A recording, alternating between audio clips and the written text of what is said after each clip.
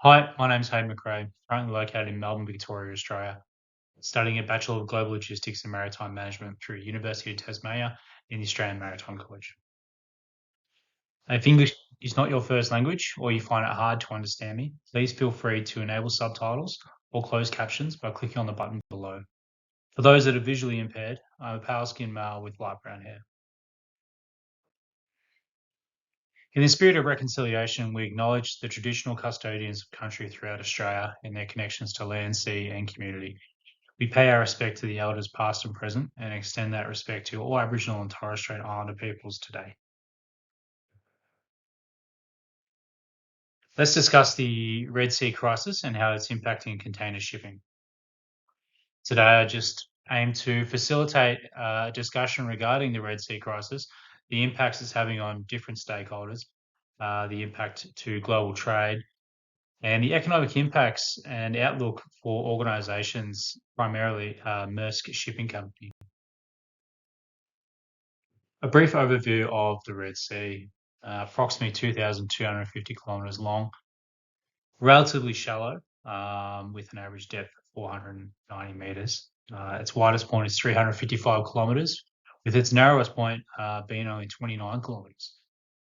Nations with a coastline are Egypt, Israel, Jordan, Saudi Arabia, Yemen, Sudan, Djibouti, and Eritrea. So the Red Sea connects the Indian Ocean to the Mediterranean, which can be seen as the gateway from Asia to Europe. Just some facts on the Red Sea. The Red Sea provides access from the southern entrance to the Suez Canal, which is one of the most important and densely packed shipping channels in the world. It serves an important role in the global economy with about 19,000 vessels traveling between the Indian Ocean and Mediterranean Sea every year. The canal reduces the shipping distance between Asia and Europe by almost half. About 12% of global trade passes through the Red Sea, including 30% of global container traffic, and an estimated value of $1 trillion US in goods every year. So not only that, but it also contributes 9.4 billion US each fiscal year to Egypt. They generate that income from vessels passing through the Suez Canal, which they maintain and operate. Now, quick discussion on very condensed discussion on the Red Sea attacks. The Houthi rebel alliance, which is a Yemeni-based group, has allegiances to various organizations and governments, allegedly Hamas and Iran. Through the use of anti-ship ballistic missiles and piracy with vessel boarding, they have been attacking vessels in the Red Sea, which really stepped up at the end of last year. In particular, on November the 20th, the boarding of the Israeli-flagged Galaxy Leader, which is just shown there in the image. You can see the helicopter about or on approach or about to land on the vessel and occupy it. The Galaxy Leader was a ro-ro vessel. It was boarded and held. Following that, a US-led operation called Operation Prosperity Guardian, which approximately 20 nations have agreed to support, has been set up to address this.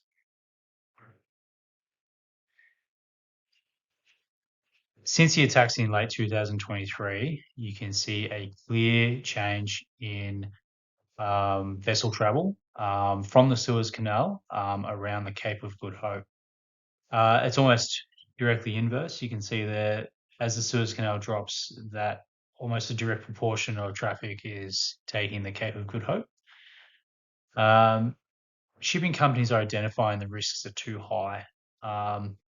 With the threat to Western shipping vessels so high, shipping companies need to accommodate a rise in war risk insurance, for example. Premiums have gone up from about 0.7% to about 1% of the vessel's value for hull and machinery or H&M insurance, translating into hundreds of thousands of dollars of additional costs for just a 7-day voyage to the Red Sea. which really eats into profits. In this graphic here, it's a really good representation of what going around the Cape of Good Hope does mean for vessels. As you can see, the journey from the Arabian Sea through to Rotterdam, for example, in the Netherlands, would be a 19-day voyage at a cruising speed of 14 knots without delays or choke points through canals. As you can see, that extends out to 34 days, traveling at roughly the same speed. So straight away, we can see a 2-week difference, which is 3,500 nautical miles extra, or 6,500 kilometers extra to the route from the Arabian Sea to Rotterdam. So we have to start thinking about the fuel, insurance, the 30% increase in journey length. It all comes down to risk versus cost for shipping companies. And this is not the first time we've had to divert traffic.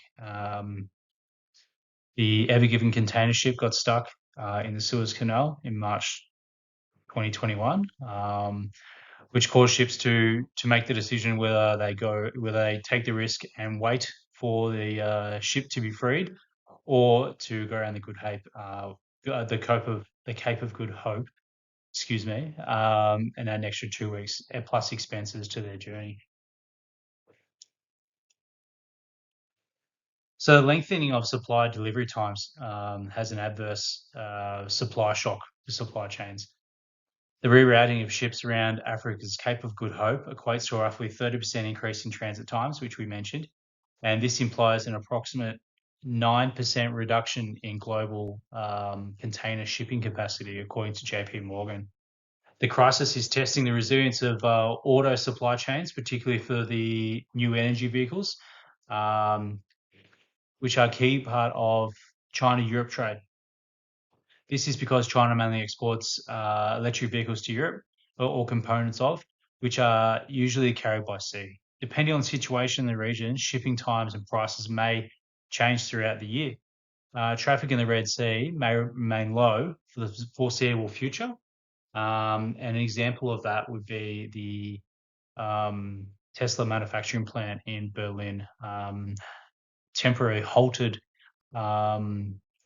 manufacturing in early January 2024 because of the Red Sea crisis, because it was unsure when and how its components would arrive.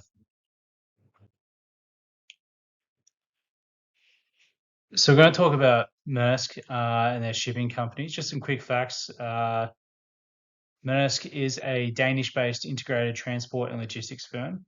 It operates a worldwide fleet of tankers, supply ships, terminals, and other vessels. It accounts for roughly 14.6% of the TEU market share, with a revenue of 82.22 US billion in 2022. Quite a lot of money there, with a net income or profit of 30.34 billion US dollars in 2022 as well. So they are COVID times. They are quite large figures. But as you can see in the graphs ahead, the rates are starting to really, really jump up because of this Red Sea crisis. Has a market cap of approximately 30 US billion in 2022.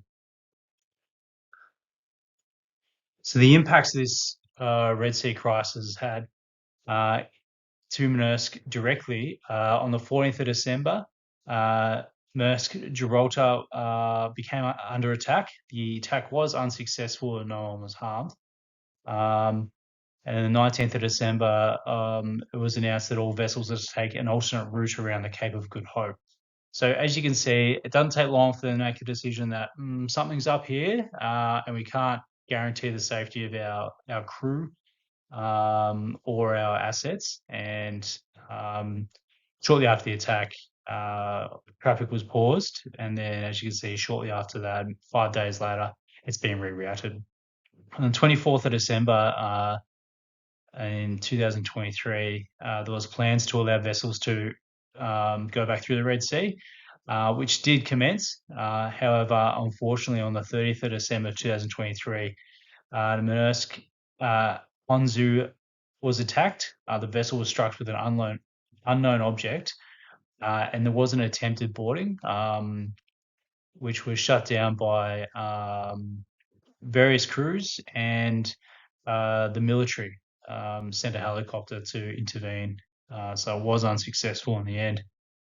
Shortly after, once again, all vessels were paused from entering the Red Sea. And then, as you can see, a matter of 6 days later, all vessels were redirected around the Cape of Good Hope once again, which remains in place today.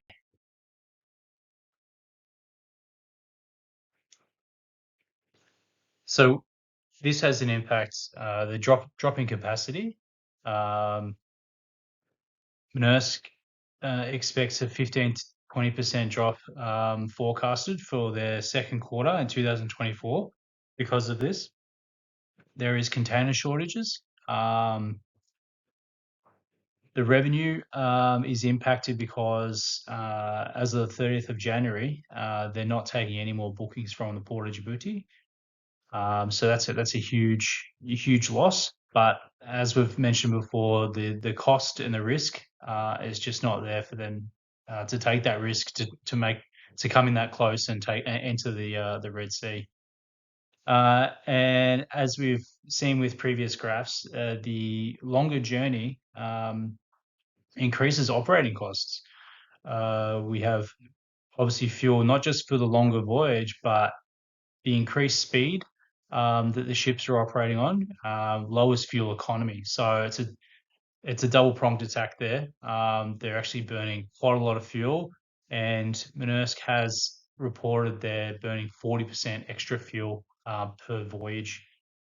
Demand for charters has increased, and ship production doesn't react this quick. Vessels aren't built that quick, so ship production has remained the same, and it's not increasing in the short term. So it's pushing the cost to charter higher. And JP Morgan actually report that chartering has increased up to 3 times. The cost of charter has increased up 3 times. So Maersk has made some decisions surrounding this. They've leased an additional 125,000 containers to try and increase capacity. They've also introduced surcharges to their customers' invoices. So as of the 22nd of May, Maersk announced a temporarily added transit disruption surcharges, peak season surcharge, and emergency contingency surcharges for all cargoes affected by the disruptions, which equates to around, in some cases, for some routes, up to $1,800 per TEU, which is always passed on to the customer, just to combat the higher operating costs and the falling capacity. The EBIT, so the ocean freight profits before financial items for the first quarter in 2024 was negative $161 million US. So that's the impact, the immediate impact it's had on the balance sheet. Now, the container market impacts, two great images here showing just the increase in rates from, in the first one on the left there, the percentage increase from December 1st, 2023. And you can see the routes that have been affected, the ones that go through the Suez Canal and the Red Sea, and how they've been impacted now because going around Africa. So Shanghai to Rotterdam and Shanghai to Genoa, you can see they've increased dramatically, and in some cases up to 300% from December 1st. But also we can see on the graph on the right here,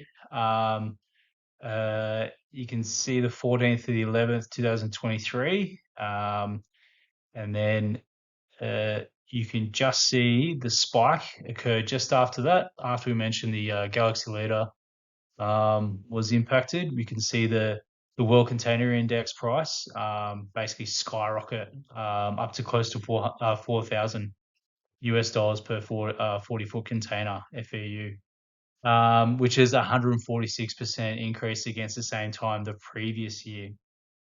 Now, Q1 is predominantly the weakest period in container shipping. So for a price increase like this, it's quite remarkable. And moving forward in future um, reporting, it will be reflected. So the outlook for Maersk Shipping Company, because of the actions it's taken, um, it's expecting the Red Sea crisis to continue into the second half of 2024, and because of that, they've reforecast their profits, and because of the market conditions, they've reforecast their profits to be higher in relation to prices and markets. Um, Maersk is constantly monitoring the situation and rates so they can deliver a best service and best outcome to their customers. The high levels of communication between all stakeholders, not just customers, just so they can manage their supply chains and they can deliver that service once again. But also keeping up high levels of communication on their websites so shareholders can make better informed decisions as well. And part of that maintaining supply chains is the clear tracking of goods and transparency, so people can make decisions at all points through the supply chain based on the information that Maersk is providing. Reliability is key, and they believe that setting an expectation and delivering on it is incredibly important, and that's the way they're going to navigate through the Red Sea crisis in 2024. Thank you for your time.